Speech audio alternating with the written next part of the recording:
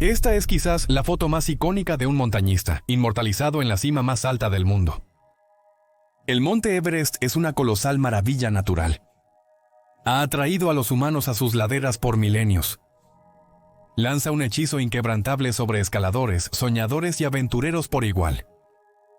Alcanzar su cumbre es el logro supremo, uno que requiere años de entrenamiento intenso y una determinación inquebrantable.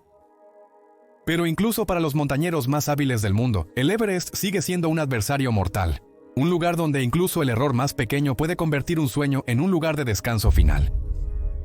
Más de 200 cuerpos descansan congelados a lo largo de los senderos, preservados perfectamente por el implacable frío ártico del Everest. Algunos parecen como si acabaran de caer, sus rostros y equipo congelados en un momento, como si el tiempo se hubiera detenido solo para ellos.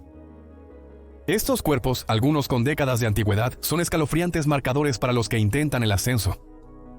Tanto los escaladores como los sherpas pasan junto a estas silenciosas figuras, cada una un escalofriante recordatorio de los riesgos que conlleva aventurarse en este implacable reino. A la intimidante altitud del Everest de casi 29.000 pies, o más de 5 millas, las operaciones de rescate son casi imposibles. Los bajos niveles de oxígeno y el terreno peligroso dificultan el acceso de helicópteros y equipos de rescate a estas alturas. Incluso aquellos que han intentado bajar a otros a veces han perdido sus propias vidas en el intento. Y así la mayoría de los que mueren aquí permanecen atrapados para siempre, varados como fantasmas del pasado. El Everest no solo te reta, se lleva una parte de ti si fallas. Comencemos con una de las historias más tempranas e icónicas del Everest. George Mallory, un hombre cuya ambición por conquistar el Everest lo convertiría en una leyenda, incluso en la muerte. Nacido en 1886 en Inglaterra, Mallory era maestro de escuela y sirvió como soldado durante la Primera Guerra Mundial, pero era más conocido por su increíble pasión por el montañismo. Para Mallory, escalar no era un simple pasatiempo, sino su vocación. En los años 1920, ningún desafío superaba al monte Everest. En ese tiempo, nadie había alcanzado la cima del Everest. Era la frontera definitiva, el punto más alto de la Tierra. Y escalarlo no era solo por gloria personal. Se veía como un esfuerzo nacional, algo similar a la carrera espacial entre Estados Unidos y China hoy en día. Los británicos, en particular, vieron el Everest como una oportunidad para mostrar al mundo la fuerza de su imperio, y Mallory fue su héroe elegido. Había sido parte de 2 expediciones anteriores al Everest en 1921 y 1922. Ambas se quedaron a poco de la cumbre, y para 1924 estaba listo para intentarlo de nuevo. El plan era establecer una serie de campamentos a lo largo de la cara norte del Everest, cada uno más alto que el último. El campamento final, a unos 26.800 pies, serviría como punto de lanzamiento para el intento de cumbre. A esta altitud, el aire es tan delgado que el cuerpo humano comienza a apagarse. Cada instante allí es una carrera contra el reloj. En expediciones de alta altitud como el Everest, los escaladores a menudo dependen de los sherpas, guías locales que cargan suministros pesados y ayudan a navegar por las pendientes peligrosas. Su fuerza y familiaridad con el terreno los convierten en socios invaluables en la montaña, particularmente en condiciones que amenazan la vida. Aunque la expedición fue cuidadosamente planeada, enfrentaron desafíos increíbles. La tecnología de escalada en aquella época era primitiva comparada con la actual. Mallory y su equipo llevaban ropa de lana y botas con clavos, que ofrecían escasa protección contra el frío penetrante. El oxígeno suplementario todavía era experimental, y muchos escaladores, incluyendo al propio Mallory, se preguntaban si era ético usarlo. A pesar de las limitaciones, estaban decididos a alcanzar la cumbre. El 8 de junio de 1924, Mallory y su compañero de escalada, Andrew Sandy Irvine, de 22 años, dejaron su campamento alto para su intento de cumbre. Irvine fue elegido para la escalada no solo por sus habilidades para escalar, sino por su experiencia con el equipo experimental de oxígeno, que el equipo esperaba les diera una ventaja.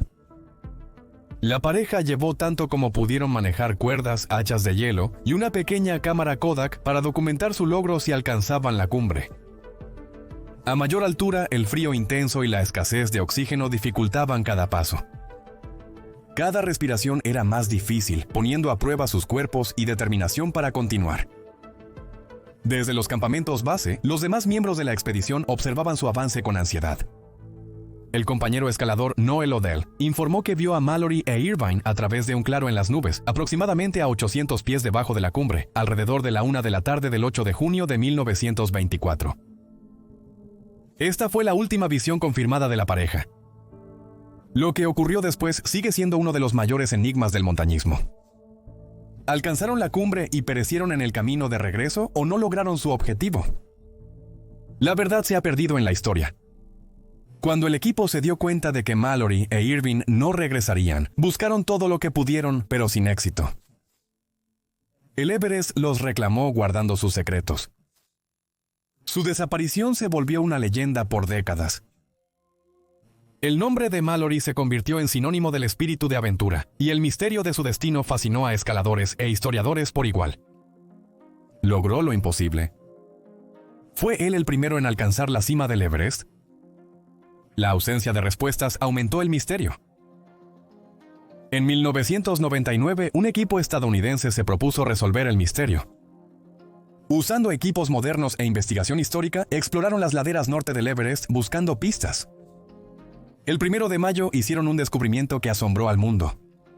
Encontraron el cuerpo de George Mallory, congelado en el tiempo en una pendiente rocosa a casi 27,000 pies sobre el nivel del mar. Las gélidas condiciones lo preservaron notablemente bien. Su ropa estaba desgarrada pero aún reconocible, y su piel estaba estirada firmemente sobre sus huesos. La posición del cuerpo de Mallory contaba una historia trágica. Fue encontrado boca abajo, con los brazos extendidos como si intentara romper su caída. Una lesión de cuerda en su cintura indicaba que él e Irvine estuvieron atados al caer. La grave lesión en la cabeza probablemente causó su muerte instantánea. Sin embargo, el giro más tentador fue que la pequeña cámara Kodak que llevaban desapareció. Si se encuentra, la cámara podría contener fotos que prueben si llegaron a la cima antes de morir. La famosa respuesta de Mallory a por qué quería escalar el Everest, porque está ahí, se ha convertido en un mantra para los aventureros de todo el mundo. Su historia captura la esencia de la ambición humana, el impulso de superar los límites incluso ante un peligro increíble. Pero también nos recuerda el costo. El Everest no revela sus secretos fácilmente, y para Mallory el precio de perseguir la grandeza fue su vida. La historia de Mallory es un testimonio del coraje y la ambición que exige el Everest, pero no todo el legado de los escaladores está envuelto en misterio. Algunos se volvieron hitos memorables capturados a simple vista. Conforme avanzamos en estas historias, se vuelven cada vez más escalofriantes. Ahora volvamos a la inquietante historia de un escalador cuyo trágico final se ha convertido en uno de los recordatorios más perturbadores del Everest. Si has considerado escalar el Everest, probablemente habrás oído hablar de los botas verdes. Es uno de los ejemplos más inquietantes del mortal agarre del Everest y un recordatorio de cómo la montaña preserva a sus víctimas en un estado congelado e inmutable. Pero, ¿quién era Botas Verdes y cómo se convirtió en una parte tan infame de la leyenda del Everest? La historia inicia el 10 de mayo de 1996, uno de los días más letales en la historia del Everest. En ese año, hubo varios intentos de alcanzar la cima de la montaña por las rutas sur y norte. Entre ellos había un pequeño equipo indio escalando la cara norte del Everest. El equipo incluía a Sewang Paljor, un oficial de policía de Ladakh de 28 años y el más probable dueño de las botas. Su meta era izar la bandera india en la cumbre del Everest. Paljor y su equipo conocían los peligros. Se habían entrenado extensivamente y estaban impulsados por un sentido de orgullo nacional. Pero su viaje resultó mucho más difícil de lo esperado. Las duras condiciones de la ruta del norte probaron su resistencia en cada paso. Incluso llegar a su campamento alto, a más de 27,000 pies, fue un logro extraordinario, pero no fue suficiente para Paljor. La mañana del 10 de mayo, los 3 escaladores iniciaron su ascenso final a la cumbre. Estaban a menos de 1,000 pies de su objetivo cuando se encontraron con un obstáculo impensable, una tormenta masiva que barría la montaña.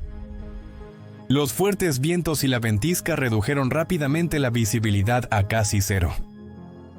A esta altitud, con niveles de oxígeno críticamente bajos, cada segundo luchando contra los elementos aumenta el riesgo de desastre. El equipo tomó una decisión fatal. Ignorando los consejos del campamento base, siguieron subiendo, resueltos a alcanzar la cima. No está claro qué los impulsó, quizás la ambición, quizás una subestimación de la ferocidad de la tormenta. Lo que está claro es que la decisión resultó fatal. Los escaladores se desorientaron en la tormenta, se separaron entre sí y finalmente sucumbieron al frío. El cuerpo de Paljur fue hallado después en una pequeña cueva calcárea junto al sendero principal. Acurrucado como buscando refugio, sus brillantes botas de escalada verdes contrastaban contra la nieve. Aunque la identidad de Paljur nunca ha sido oficialmente confirmada, esas botas se convirtieron en su característica definitoria, ganándole el apodo de botas verdes. Por años, los restos de Pajor yacieron intactos, congelados en la posición en que había caído. Los escaladores que pasaban por la zona describían la espeluznante vista de su cuerpo, perfectamente conservado por el frío. La cueva se volvió un punto de referencia informal en la ruta norte, con algunos escaladores usándola como parada de descanso. Imagina sentarte a su lado, con la inquietante realización de que su destino podría ser algún día el tuyo.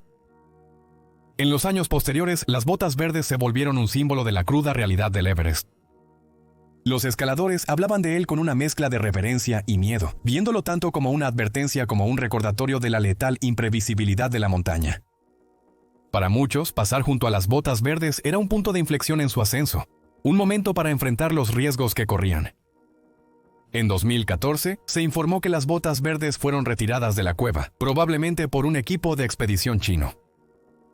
La decisión trajo alivio a la familia de Paljur, que había soportado años de especulaciones sobre su identidad. A pesar de la falta de evidencia física, su historia perdura como uno de los ejemplos más escalofriantes del costo del Everest. Green Boots es uno de los casi 200 escaladores que perdieron la vida en el Everest. Cada cuerpo tiene su propia historia, su propio conjunto de circunstancias y su propio lugar en la historia de la montaña. A medida que el calentamiento global derrite los glaciares del Everest, se revelan más figuras congeladas, piezas inquietantes de un rompecabezas mortal. Mientras Botas Verdes advierte silenciosamente, la siguiente historia plantea una cuestión más compleja. Cuando se enfrentan a decisiones de vida o muerte en el Everest, ¿dónde termina la compasión humana y comienza la autopreservación? Pasemos a la polémica historia de David Sharp, cuyo trágico final desató uno de los debates más acalorados en la historia del montañismo. La historia de David Sharp es uno de los eventos más debatidos en la historia del Everest. Es una historia que nos obliga a enfrentar preguntas difíciles sobre la moralidad, la supervivencia y las reglas no escritas de la montaña. A diferencia de Mallory o Green Boots, cuyas muertes fueron aceptadas como parte de las duras realidades del Everest, la muerte de Sharp provocó indignación y debate. Solo sigue viendo para entender por qué lo hizo. Nacido en Inglaterra en 1972, Sharp no era tu aventurero típico. Un hombre tranquilo e intelectual, era ingeniero de profesión y un apasionado escalador de corazón. Su amor por las montañas era profundamente personal, no le interesaba la fama ni los patrocinios. Amigos y familiares lo describieron como reflexivo y reservado, alguien que escalaba no para impresionar a los demás, sino para desafiarse a sí mismo. Sharp comenzó su carrera de escalada de manera modesta, escalando picos en el Reino Unido antes de enfrentar expediciones más desafiantes. Era un escalador autodidacta que prefería viajes en solitario, encontrando consuelo en la soledad de las montañas. El primer logro significativo de David en el montañismo de alta altitud llegó con su cumbre de Chow Oyu, la sexta montaña más alta del mundo, con más de 26,000 pies de altura. Sorprendentemente, logró esta hazaña sin oxígeno suplementario, lo que demostró su resistencia física y fortaleza mental por encima de la media. Este éxito lo impulsó al mundo de los 8,000, las 14 cumbres que se elevan por encima de los 26,000 pies. Para 2006, Sharp había construido un impresionante currículum de escalada. Pero el Everest, que es el pináculo del sueño de todo montañista, permaneció inconquistado. Había intentado escalar la montaña 2 veces antes. En el 2003, el mal tiempo y las malas condiciones frustraron sus esfuerzos, y un segundo intento en 2004 terminó de manera similar. Sin desanimarse, David regresó al Everest en 2006, listo para enfrentar el desafío nuevamente. Esta vez se unió a una expedición de bajo costo con Asian Trekking, una compañía conocida por proporcionar un apoyo mínimo más allá de un permiso de escalada. Fiel a su naturaleza autosuficiente, eligió escalar sin un Sherpa y solo llevó 2 botellas de oxígeno, mucho menos que la cantidad recomendada. A diferencia de muchos escaladores en el Everest que dependen de los Sherpas para su seguridad y apoyo, David Sharp estaba decidido a enfrentar la montaña solo, llevando solo suministros mínimos. La decisión de Sharp fue un testimonio de su espíritu autosuficiente, aunque aumentara sus riesgos. El plan de Sharp era ambicioso y arriesgado. Subiría por el camino norte del Everest, el mismo que había cobrado tantas vidas, incluyendo las de Botas Verdes. Lo haría solo, sin Sherpas ni oxígeno adicional, y con un horario ajustado. Fue una decisión audaz, una que insinuaba su inmensa confianza y fe en sus habilidades de montañismo. El 13 de mayo de 2006, David Sharp emprendió su ascenso en solitario al Monte Everest. La ruta norte que eligió David era conocida por su dureza. A diferencia de la ruta sur, el camino norte por Tíbet ofrece menos oportunidades para descansar y reponerse. Sus crestas expuestas, pendientes heladas y vientos cortantes hacen que sea un viaje difícil, especialmente para David, que lo estaba intentando sin oxígeno suplementario o apoyo significativo. Pero a pesar de los desafíos, Sharp siguió adelante, decidido a cumplir su sueño de estar en la cima más alta del mundo.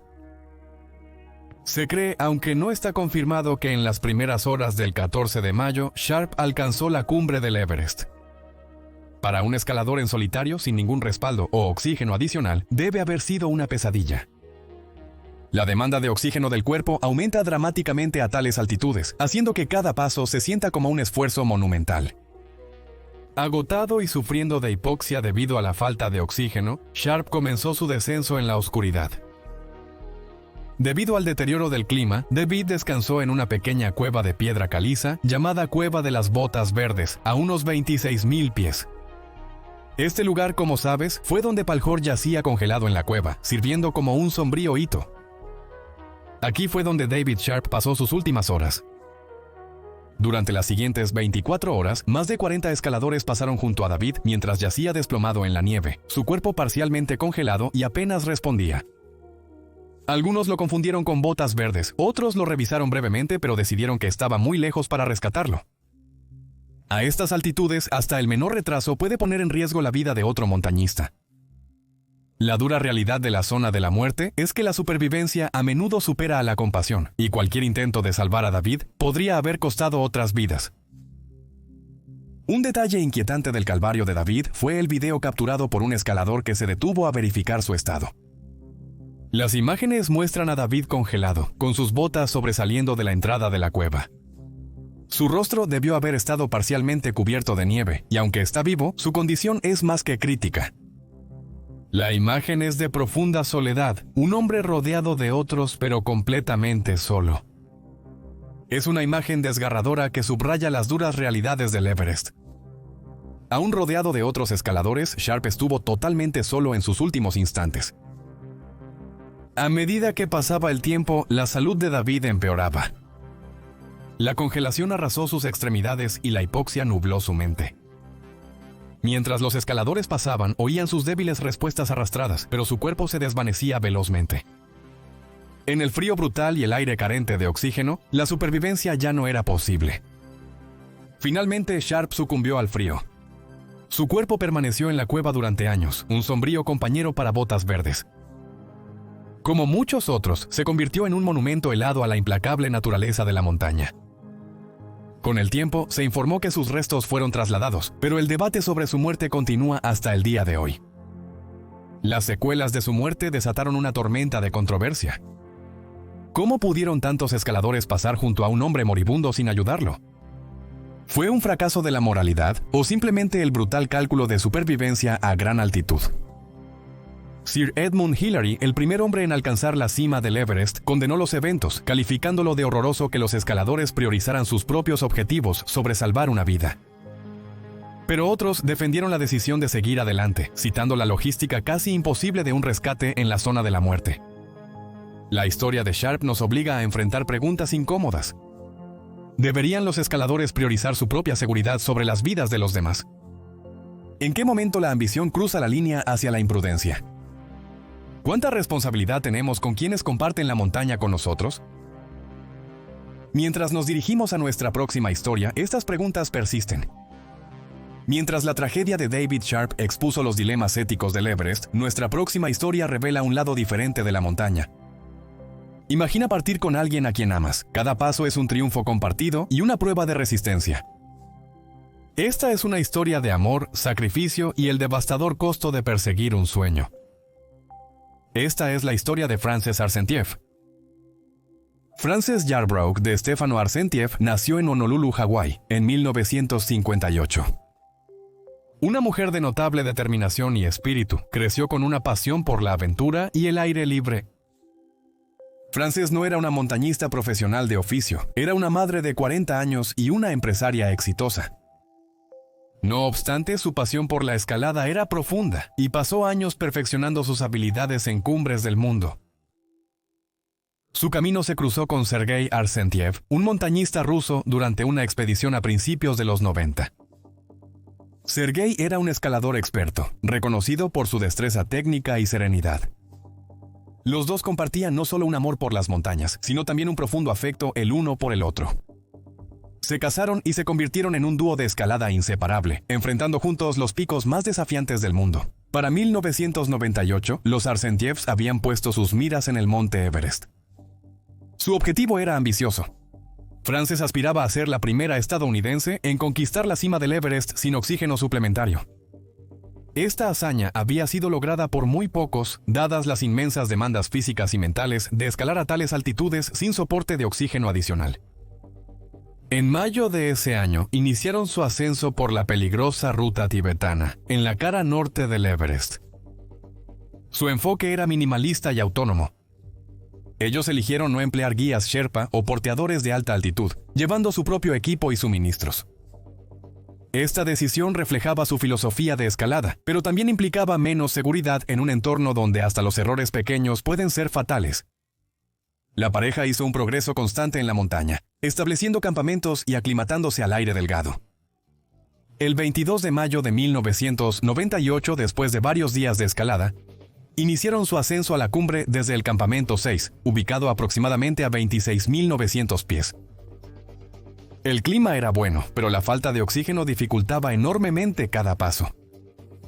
A medida que ascendían, los efectos de la altitud extrema sin oxígeno adicional se volvían cada vez más severos.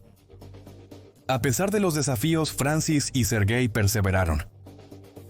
El 22 de mayo, o posiblemente a principios del 23 de mayo, las cuentas varían, alcanzaron la cumbre del monte Everest. Frances había logrado su sueño, pero no había tiempo para celebrar. Con el agotamiento a cuestas y las condiciones empeorando, sabían que era crucial descender. Frances flaqueó en el camino de regreso. La escasez de oxígeno y el agotamiento extremo cobraban su precio.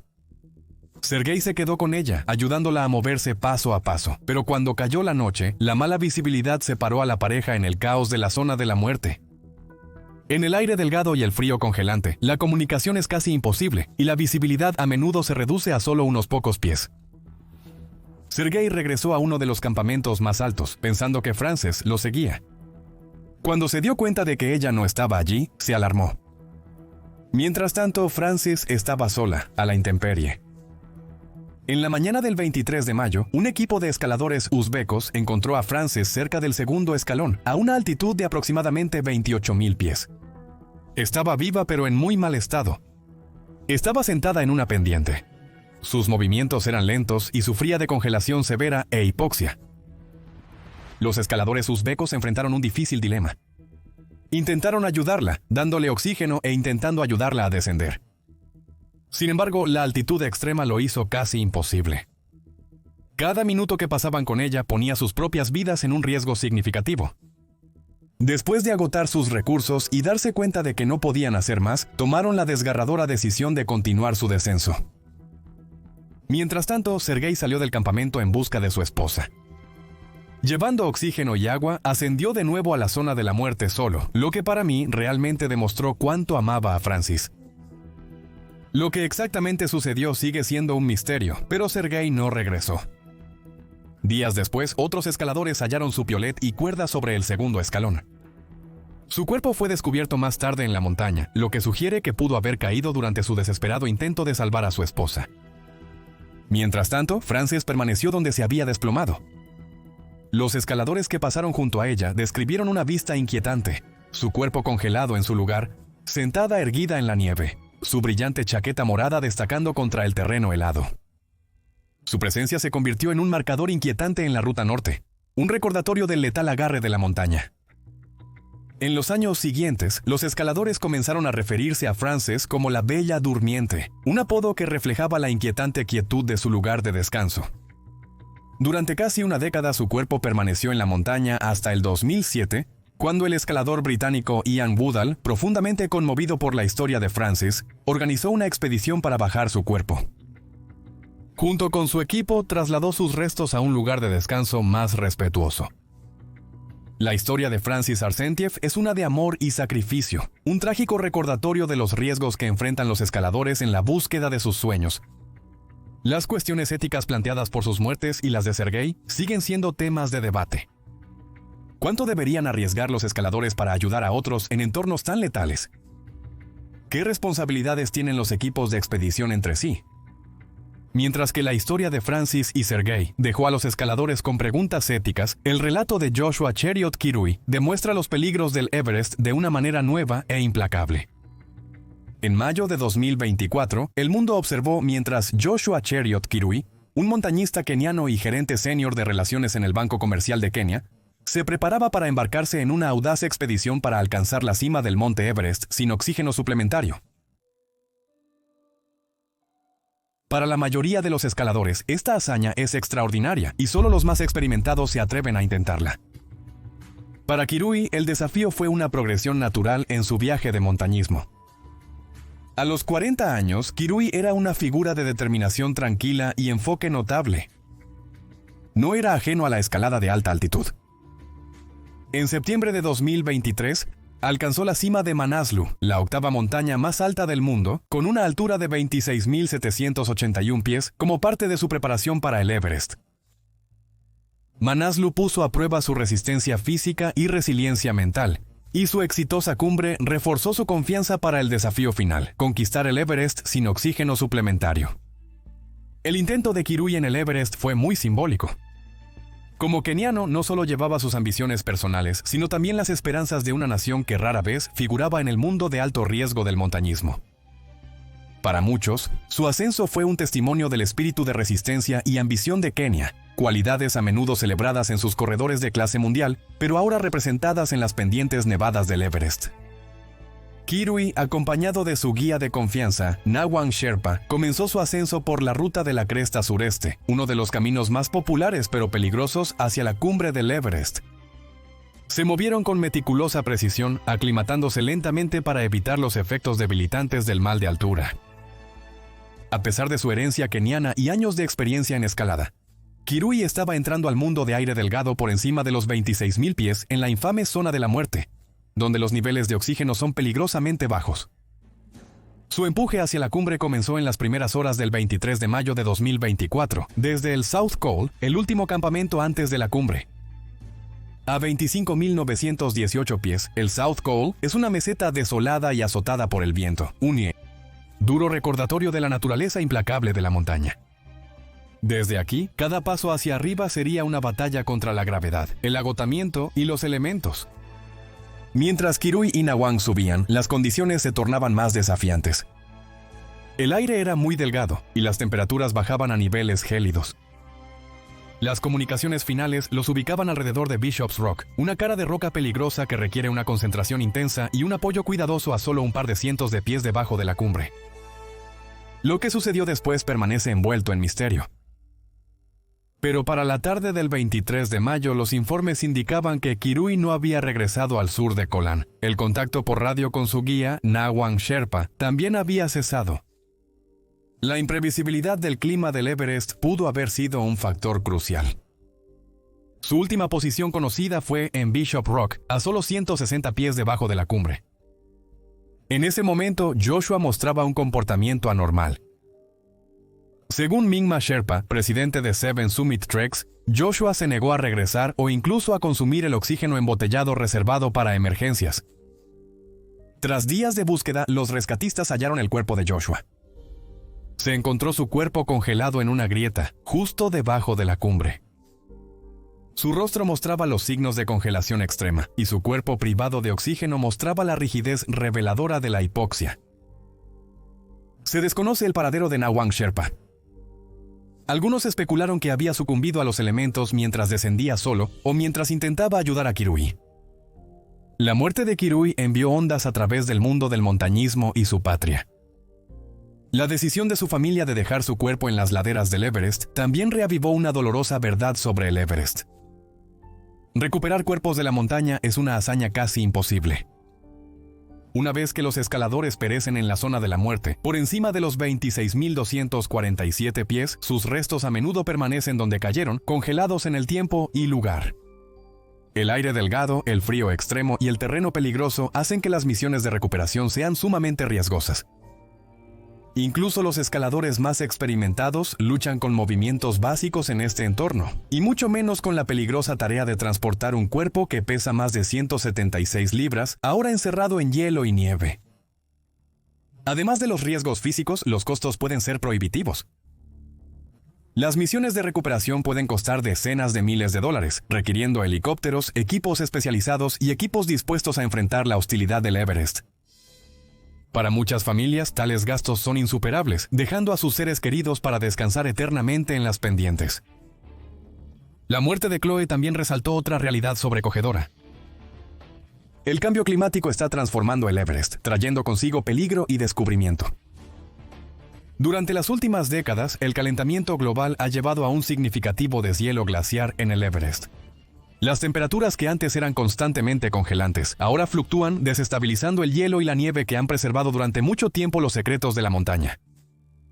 Este fenómeno está causando que aparezcan los cuerpos ocultos de escaladores de expediciones pasadas, muchos de ellos perdidos durante décadas, como este. Pero esta sombría revelación viene con riesgos.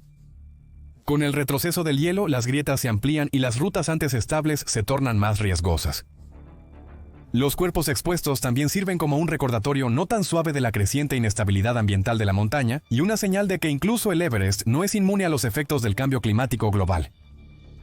En esta era de creciente accesibilidad e inestabilidad ambiental, las lecciones que el Everest tiene son más relevantes que nunca. Nos desafía a reflexionar no solo sobre la búsqueda de objetivos personales, sino también sobre nuestras responsabilidades hacia los demás, el medio ambiente y las historias compartidas que definen nuestra humanidad. Entonces, mientras dejamos atrás estas historias de triunfo y tragedia, te preguntamos, ¿qué nos impulsa a superar los límites de la seguridad y la certeza? ¿Y qué arriesgarías para perseguir tu sueño? Gracias por ver, hasta la próxima. Sé audaz y vive con valentía.